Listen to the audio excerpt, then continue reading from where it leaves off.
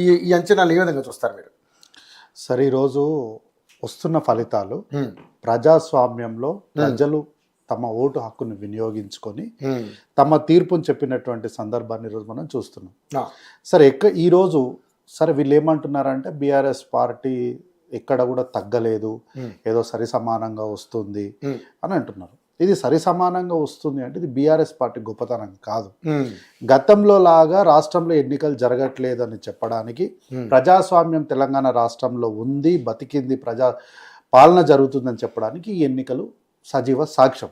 ఎందుకంటే గతంలో ఎప్పుడు ఎన్నికలు జరిగినప్పటికీ కూడా బీఆర్ఎస్ పార్టీ అధికారంలో ఉన్నప్పుడు నాయకుల గొంతుల మీద కత్తులు పెట్టి వాళ్ళ ఫోన్లు ట్యాప్ చేసి వాళ్ళ ఇంట్లో నుంచి బయటికి వెళ్ళకుండా వాళ్ళని పూర్తిగా బైండ్ ఓవర్ చేసి బెదిరింపులకు దిగి ఇట్లాంటి సందర్భంలో నుంచి ఈరోజు స్వేచ్ఛగా ఎన్నికలు జరిగినాయి.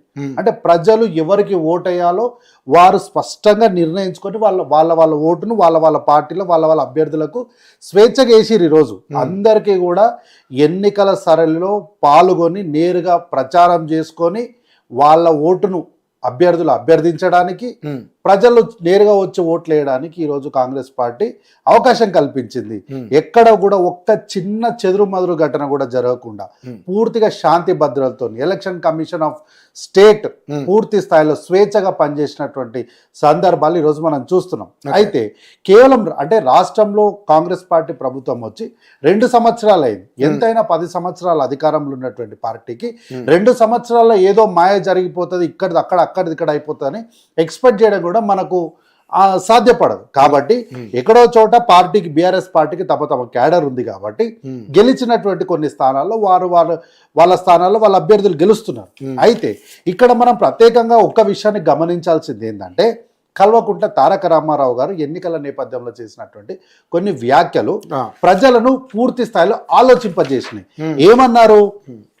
కేటీఆర్ గారు మాట్లాడుకుంటూ మంచోడైనా సరే, చెడ్డోడైనా సరే, ఎవరైనా సరే, ఎట్లాంటోడైనా సరే ఆడు గులాబీ జెండా మీద పోటీ చేస్తున్నాడు కాబట్టి మీరు ఓటు వేయాల్సిందే అని ఒక హుకుం జారీ చేసిండు.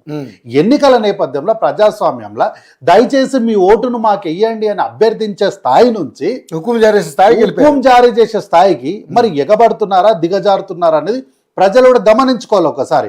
అంటే ఏంటి? మంచోడైనా వేయండి, చెడ్డోడైనా వేయండి అంటే కల్వకుంట్ల తారక రామారావు గారు చెప్పకనే ఒక మాటను క్లిస్టల్ క్లియర్ గా చెప్పేసిండు. మేము అవినీతి పరులకు, చెడ్డ వాళ్లకు, రౌడీలకు, గూండాలకు, ప్రజాస్వామ్య వ్యతిరేకులకు మేము అవకాశాలు కల్పిస్తున్నాము. కాబట్టి మీరు వాళ్ళకైనా సరే ఓటేయాలి, ఎందుకంటే వాళ్ళు గులాబీ జెండా మీద పోటీ చేస్తున్నారన్న వ్యాఖ్యని వారు చేయడం వల్లనే ఈ రోజు ఓడిపోయిన అభ్యర్థులకు వారు చేసినటువంటి కామెంట్లే ఇవి ఒక పెద్ద శిక్షగా మారినాయి. కాబట్టి ఏంటంటే ఇంకొక విషయం ఏంటంటే, సాక్షాత్తు ఆ పార్టీ అధ్యక్షులైనటువంటి పెద్దలు కల్వకుంట్ల చంద్రశేఖరరావు గారు కనీసం 2 సంవత్సరాల ప్రజల పక్షాన వారు ఏం పోరాటం చేసినారని చెప్పడానికి కూడా అవకాశం లేదు.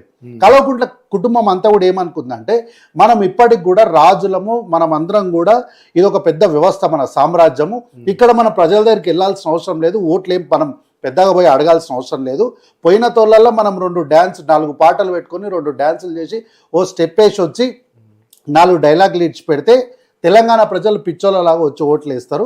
ఇంకా అంతగా కావాలంటే మా చేతుల్లో ఉన్న సోషల్ మీడియాని అబద్ధాలకు కేర్ ఆఫ్ అడ్రస్ అయినటువంటి మనతో పాటు పయనం చేస్తున్న కొంతమంది యూట్యూబ్ ఛానళ్ళని వీళ్ళందరినీ ఎగదోసి, ఇన్స్టాగ్రామ్ ఇన్ఫ్లుయెన్సర్స్ని ఎగదోసి ప్రభుత్వం పైన ఇంతో కొంత వ్యతిరేకత ఉంది అని సృష్టించినట్టు మనం చూపిస్తే ప్రజలు ఎర్రిగొర్రెల్లాగా వచ్చి మనకు ఓట్లు వేస్తారన్నటువంటి వారి యొక్క ఉద్దేశాలను, వారి యొక్క భావజాలను అర్థం చేసుకున్న ప్రజలు సింహభాగం వాళ్లకు అవకాశం కల్పించలేదు ఈ రోజు వరకు కూడా.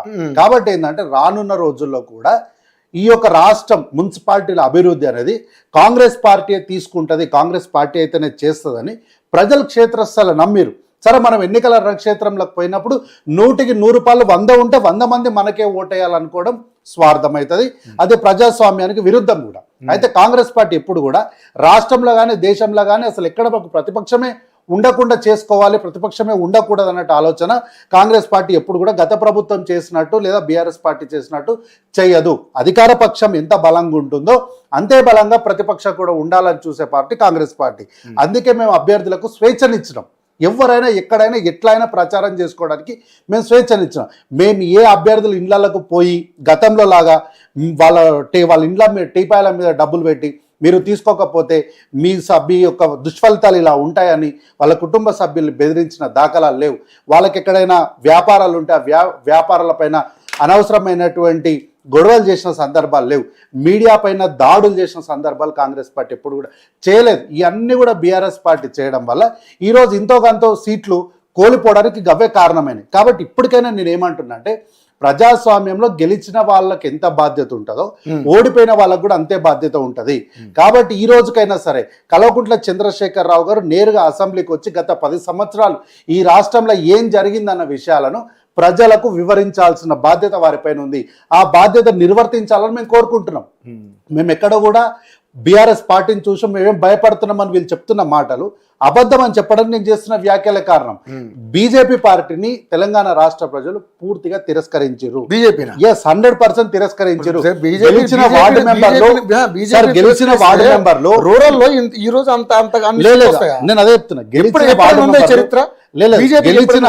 గెలిచిన వార్డు మెంబర్లు అందరూ కూడా వారు చాలా చోట్ల అంటే వ్యక్తిగతంగా నేను విన్నటువంటి వాళ్ళ ప్రచారం మోడీ బీజేపీ ఇవన్నీ కాదు బై, నన్ను చూడుర్రి, నేను మీతోనున్నా, వ్యక్తిగతంగా నాకు ఓటేయండి అని వాళ్ళు వ్యక్తిగతంగా ఓట్లు వేయించుకున్నారు. వాళ్ళు ఏం చెప్పినారు, మున్సిపాలిటీలు అన్నిటికి కూడా కేంద్రమే పైసలు ఇస్తుంది, నరేంద్ర మోడీ పైసలు ఇస్తేనే ఈ రాష్ట్రంలో మీరు అందరు బతుకుతున్నారు, నరేంద్ర మోడీ దయాదాక్షణల మీద మీరు బతుకుతున్నారు అన్నట్టుగా బండి సంజయ్ గారు ప్రచారం చేయలేదా? ఇప్పుడు ఆ రోజు చేసమాట వాస్తవం కదా. హుజూరాబాద్ లో మన ఈటల రాజేంద్ర గారి గెలుపును కూడా అంతే అన్నారు మీరు. అవును, మరి మానియా మీదనే గెలిచాడు. అవును, మరి ఇదంతే జరిగింది. పార్టీ పరంగా ఏం లేకుండానే అంత. ఈ రోజు క్షేత్రస్థాయిలో బీజేపీ పార్టీని తిరస్కరించారని చెప్పడానికి నిజంగా వీళ్ళు చెప్పిన మాట నిజమైతే, ప్రజలు వీళ్ళను విశ్వసించినట్లయితే, కేంద్రంలో హోంశాఖ మంత్రిగా ఉండి మాజీ అధ్యక్షులుగా పనిచేసినటువంటి బండి సంజయ్ గారు చేసిన వ్యాఖ్యలు అందరికీ గుర్తున్నాయి కదా. ఏమన్నారు, మోడీ గారు ఇస్తున్నటువంటి డబ్బులతోనే మున్సిపాలిటీల అభివృద్ధి జరుగుతుంది, మోడీ యొక్క దయాదాక్షిణల మీదనే మన బతుకులు ఉంటాయి అన్నట్టుగా అదే అర్థం వచ్చేలాగా వీళ్ళు మాట్లాడినారు. దానికి మేమేమన్నాము, మోడీ వచ్చి తీస్తారన్న ప్రశ్న అడిగినాం. ఇదే ప్రశ్న ప్రజలు ఆలోచన చేసి చెదురుమదురు ఘటనలో అక్కడో ఇక్కడో అభ్యర్థులను వాళ్ళు ఇచ్చినారు తప్ప ఎక్కడ కూడా బీజేపీ పక్షాన ప్రజలు నిలబడిన సందర్భాలు లేవు. కాబట్టి ఏంటంటే ఈ యొక్క బీజేపీకి ఈ పరిస్థితి ఏదైతే ఈరోజు ఎదురవుతుందో ఇదే పరిస్థితి రానున్న రోజుల్లో పార్లమెంట్లో కూడా ఇదే పరిస్థితికి వస్తుంది. వీళ్ళు ఈరోజు అనుకుంటున్నారు మొత్తం మాకు దేశమంతా అధికారం ఉంది అని. ఏ 2 సీట్లతోనైతే వీళ్ళ ప్రయాణాన్ని మొదలుపెట్టినరో ఆ 2 సీట్లకు పార్లమెంట్లో తెచ్చి కూర్చోబెట్టే బాధ్యత కాంగ్రెస్ పార్టీగా మేము తీసుకున్నాం ఆల్రెడీ. కాబట్టి ఆ దిశగా ప్రయాణం చేయడానికి మేము సిద్ధంగా ఉన్నాం. దానికి తొలి నాందియే మున్సిపాలిటీ ఎన్నికలు. కాబట్టి ఈరోజు రాష్ట్రంలో ప్రజలందరూ కూడా రాష్ట్రంలో అధికార పార్టీ పక్షాన అండగా నిలబడ్డారు. మేమేమి మాకే ఉన్నారు మాతోనే ఉన్నారని మేమేమి అట్లాంటి అహంకారపూరితమైన మాటలు మాట్లాడడం, కానీ ప్రజలు ప్రజాప్రభుత్వానికి అండగా నిలబడుతున్నారు. గత 10 సంవత్సరాలు జరిగిన దోపిడీ తాలూకు 2 సంవత్సరాల్లో ఉన్న వాటిల్లో ఉన్నటువంటి ఆర్థిక పరమైనటువంటి అంశాల్లో ఇంతో కొంత వరకు కొంత జాగ్రత్తగా పొదుపుగా రాష్ట్రాన్ని ముందుకు తీసుకెళ్లడానికి ప్రయత్నం చేస్తున్నామని మేము చెప్పినటువంటి మాటను ప్రజలు విశ్వసించడం వల్లనే ఈరోజు కాంగ్రెస్ పార్టీకి ఇట్లా మంచి ఫలితాలు వస్తున్నాయన్న విశ్వాసాన్ని మాత్రం నేను వ్యక్తం చేస్తున్నాను. రైట్. బత్స శ్రీనివాస్ గారు నమస్కారం.